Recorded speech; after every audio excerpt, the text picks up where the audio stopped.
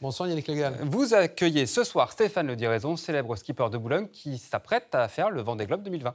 Oui, l'édition sera présentée dans quelques jours. On va connaître un petit peu le plateau des skippers qui vont prendre le départ de cette course autour du monde sans escale et en solitaire.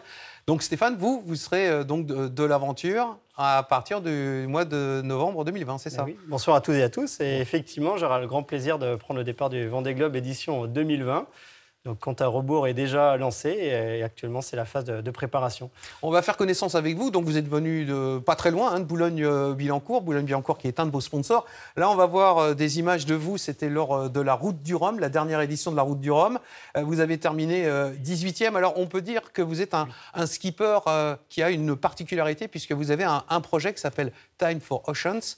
Et cela consiste en quoi, votre défi ? Alors le défi que je porte rejoint en fait mon activité tant que j'étais ingénieur. J'étais en charge des énergies marines renouvelables chez Bureau Veritas. Et mon rôle a été d'accompagner cette transition vers les énergies vertueuses. Et sur le Vendée Globe 2016, en fait, je suis très choqué par la position notamment des glaces de l'Antarctique qui sont directement liées au réchauffement climatique, par les pollutions plastiques, les pollutions chimiques et tout un tas de choses qui perturbent les océans. Et à mon retour, j'ai à cœur de créer un nouveau projet, de reprendre le départ du Vendée Globe et de porter un message pour la protection des océans, la sensibilisation et l'action pour sauvegarder ces océans. Vous êtes une vigie, en fait, de ce qui va pas bien sur les océans, et Dieu sait s'il y a des problèmes de plastique. Et vous avez embarqué avec vous deux grands groupes industriels. Alors, pourquoi ils se sont embarqués dans cette aventure avec vous ? On va les écouter. Dans le monde de la voile, où à travers son expérience et son projet, il veut faire bouger les lignes. Eh bien, nous, notre vision, c'est un peu ça aussi, en toute humilité, encore une fois, mais c'est de pousser des actions très concrètes qui vont permettre de faire bouger les lignes. On est vraiment en adéquation avec les valeurs que Stéphane Le Diraison défend, notamment celle, au fond, d'une recherche d'une cohérence entre des comportements, une finalité, une course, mais une course qui doit être gagnée en étant responsable. Alors concrètement, ces entreprises, qu'est-ce qu'elles peuvent faire quand vous leur aurez raconté ce qui ne va pas sur les océans ? Très concrètement, c'est deux grands groupes du CAC 40 qui ont donc une empreinte environnementale de par leur activité et elles peuvent continuer à améliorer, parce qu'ils y travaillent avec beaucoup d'ardeur actuellement, leur façon de produire pour diminuer leur empreinte carbone. Ils ont, ces deux groupes, des objectifs extrêmement ambitieux. Et donc le projet Time for Oceans, c'est de les accompagner dans cette démarche pour aider à faire passer le message avec les collaborateurs, leurs clients, l'ensemble de leur environnement. Alors on va partir, on va prendre la direction du Brésil. C'était l'année dernière, en 2019.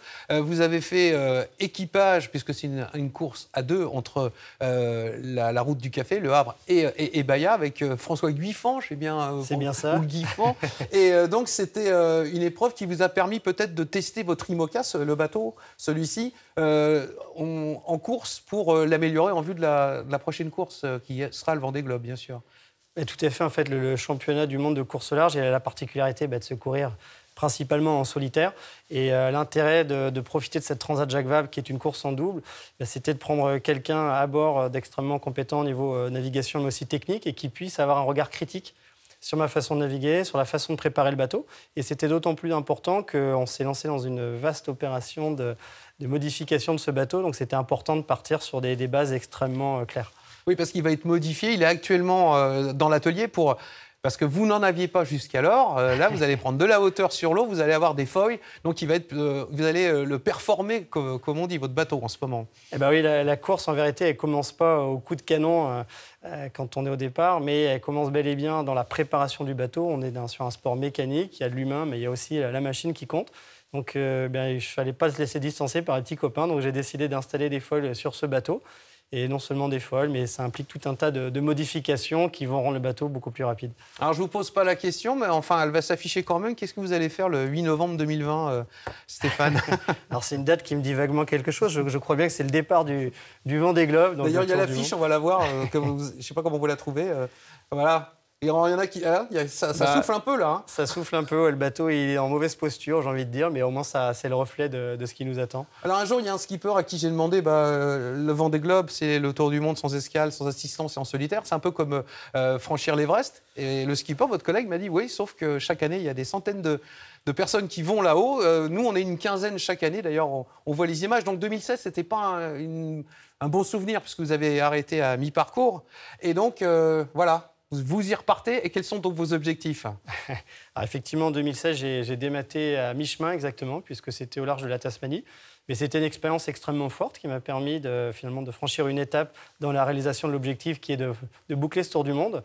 Et j'ai envie d'y retourner pour aller au bout de cette aventure, et aussi parce que quand on arrive à mi-chemin de la course, on est dans un état d'esprit où on est galvanisé par ces conditions difficiles. Et maintenant, j'ai envie de finir l'histoire et d'être à l'arrivée au Sable d'Olonne. Alors, cette histoire, on la suivra bien sûr, parce que tout le monde ici à Boulogne suivra votre aventure.